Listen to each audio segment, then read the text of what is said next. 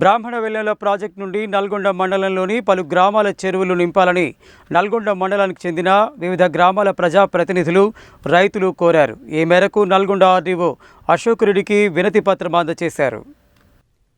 బ్రాహ్మణ వెల్లంల ప్రాజెక్టు నుండి నల్గొండ మండలంలోని వివిధ గ్రామాల చెరువులు నింపాలని కోరుతూ నల్గొండ మండలాలకు చెందిన ప్రజాప్రతినిధులు, రైతులు బుధవారం నల్గొండ ఆర్డీఓ అశోక్ రెడ్డికి వినతి పత్రం అందజేశారు. ఈ సందర్భంగా వారు మాట్లాడుతూ నల్గొండ మండలంలోని ప్రజలు, జీవాలు నీటి ఎద్దడి వల్ల అనేక ఇబ్బందులు ఎదుర్కోవాల్సి వస్తుందని తెలిపారు. బ్రాహ్మణ వెల్లంల ప్రాజెక్టు ద్వారా చెరువులు నింపడం ద్వారా నీటిలో ఎద్దడిని నివారించవచ్చన్నారు.